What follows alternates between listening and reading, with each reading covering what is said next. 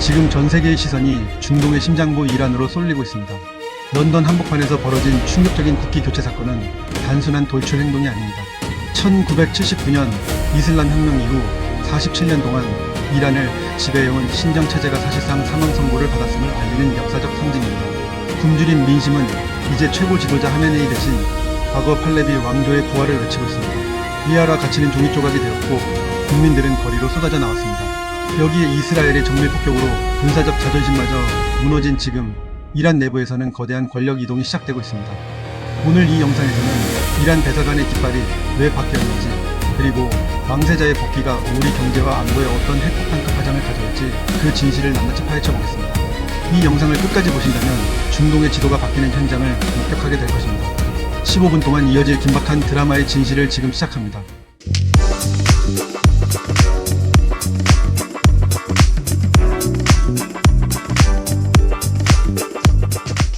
2025년 가을의 어느 날이었습니다. 영국 런던에 위치한 이란 대사관 주변은 삼엄한 경계가 무색할 만큼 수천 명의 인파로 가득 찼습니다. 사람들은 저마다 피 묻은 하메네이의 초상화를 들고 구호를 외쳤습니다. 그때였습니다. 한 남성이 대사관 담벼락을 넘어 발코니로 뛰어 올라갔습니다. 그가 손을 뻗어 현재 이란의 국기를 거칠게 찢어내리는 순간 현장은 일순간 정적에 휩싸였습니다. 그리고 곧이어 그가 꺼내든 것은 1979년 이전, 즉 팔레비 국왕 시절의 사자와 태양 깃발이었습니다. 이 장면은 사회관계망 서비스를 타고 순식간에 전 세계로 퍼져나갔습니다. 이것은 단순한 시위의 연장이 아닙니다.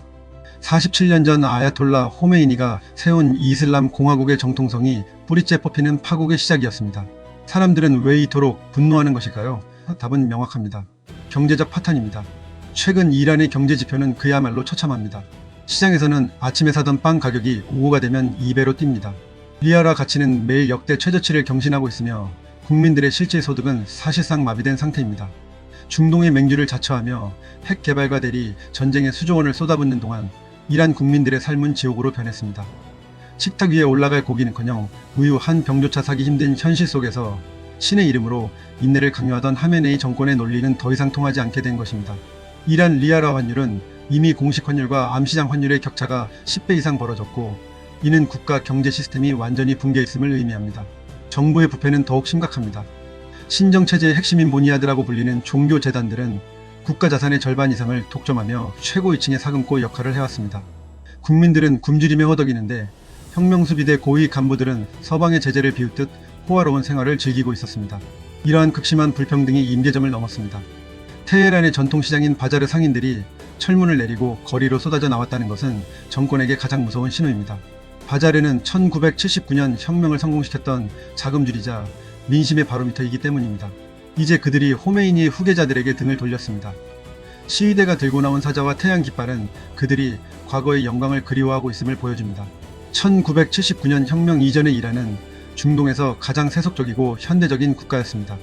팔레비 국왕의 백색혁명 기간 동안 이란은 유전 개발로 막대한 부를 쌓았습니다. 당시 테헤란은 중동의 파리라고 불릴 만큼 화려했습니다. 여성들은 히잡을 벗어던지고 미니스커트를 입은 채 대학 교정을 누볐고 프랑스와 영국의 최첨단 패션이 실시간으로 유입되었습니다.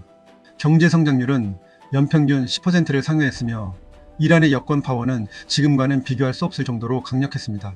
물론 팔레비 왕조 시절에도 사바크라고 불리는 비밀 경찰의 독재와 빈부격차라는 어두운 면이 존재했습니다. 하지만 지금의 이란인들은 말합니다. 적어도 그때는 굶주림 때문에 자식을 파는 일은 없었다고 말입니다. 오늘날의 이란인들은 묻고 있습니다.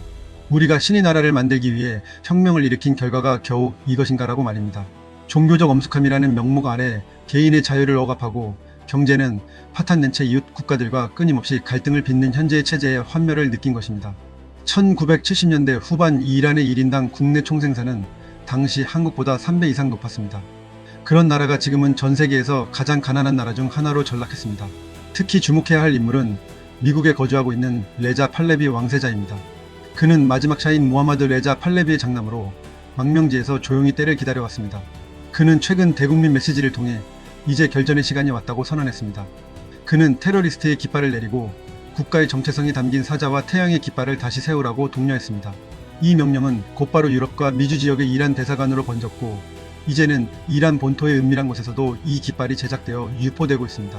이는 레자 팔레비가 단순한 망명객이 아니라 현 정권을 대체할 수 있는 실질적이고 유일한 구심점으로 부상했음을 의미합니다. 경제적 고통만이 정권 붕괴를 부르는 것은 아닙니다. 결정적인 한방은 군사적 무능이었습니다. 최근 이란은 이스라엘과의 직접적인 충돌에서 경악할 만한 참패를 겪었습니다. 이란이 자랑하던 샤헤드 드론과 탄도 미사일 전력은 이스라엘의 철통 같은 방어망인 아이언돔과 화살 미사일 체계에 가로막혀 사실상 소멸했습니다. 수백 발의 미사일을 발사했음에도 불구하고 이스라엘 측에 준 피해는 미미했습니다. 반면 이스라엘의 보복은 차원이 달랐습니다. 이스라엘의 스텔스 전투기들은 이란의 방공망을 비웃듯 통과하여 테헤란 인근의 핵심 미사일 기지와 핵시설 관련 거점들을 정밀 폭격했습니다. 더욱 충격적인 것은 최고 2급 장성들의 안가와 혁명수비대의 비밀 지휘부가 감쪽같이 타격받았다는 점입니다. 이는 이란 내부 깊숙한 곳까지 이스라엘의 정보망이 뻗어 있음을 증명합니다. 국민들은 보았습니다.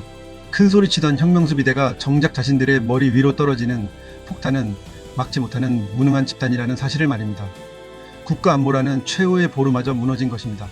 2024년과 2025년에 걸쳐 진행된 이스라엘의 공습은 이란의 중거리 미사일 생산 능력을 10년 전 수준으로 되돌려 놓았다는 평가가 지배적입니다.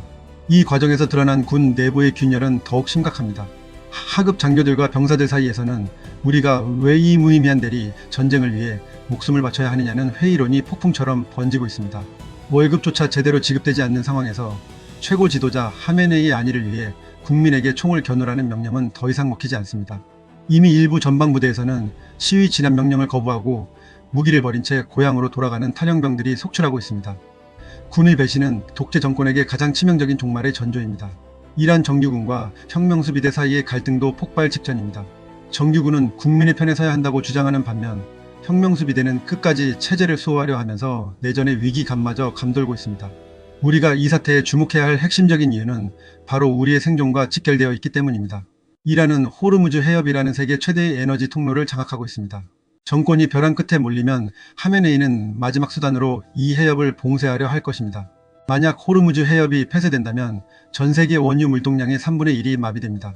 한국으로 들어오는 원유의 70% 이상이 이 좁은 해협을 통과합니다. 기름값이 리터당 3,000원을 넘어 4,000원으로 치솟는 것은 시간 문제입니다. 물가는 걷잡을 수 없이 폭등할 것이고 전국의 공장은 가동을 멈춰야 할지 모릅니다. 이것은 가설이 아니라 현실로 닥칠 수 있는 거대한 경제 재앙입니다. 1970년대 오일 쇼크 당시 한국 경제가 겪었던 고통보다 몇 배는 더 큰 충격이 우리를 덮칠 수 있습니다. 또한 북한과의 은밀한 커넥션을 무시할 수 없습니다. 이란과 북한은 오랜 시간 핵과 미사일 기술을 공유해온 혈맹입니다.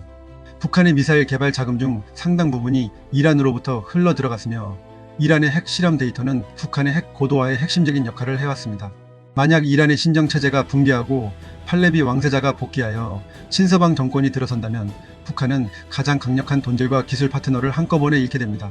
김정은 정권에게는 그야말로 하늘이 무너지는 대참사가 될 것이며 이는 한반도 비핵화와 안보 지형을 근본적으로 바꾸는 결정적 계기가 될 것입니다.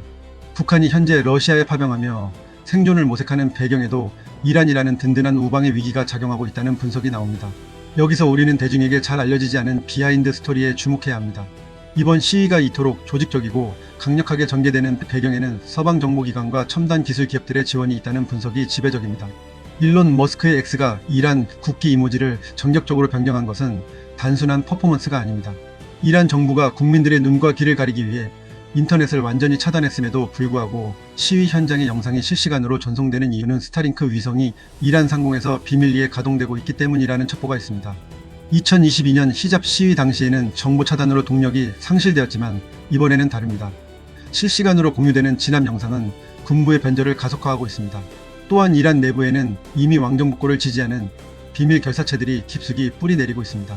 이들은 혁명수비대 내부의 온건파와 접촉하며 정권 붕괴 시 발생할 수 있는 무정부 상태를 막고 신속하게 권력을 이양받기 위한 시나리오를 가동 중입니다.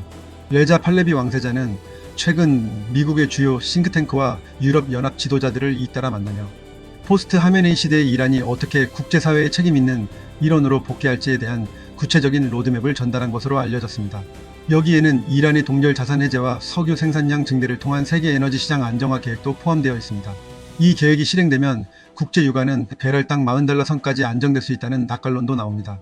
이제 이야기를 마무리할 시간입니다. 이란의 변화는 더 이상 남의 나라 이야기가 아닙니다. 런던 대사관에서 내려진 이슬람 국기는 낡고 부패한 시대의 종말을 고하는 장엄한 신호탄입니다.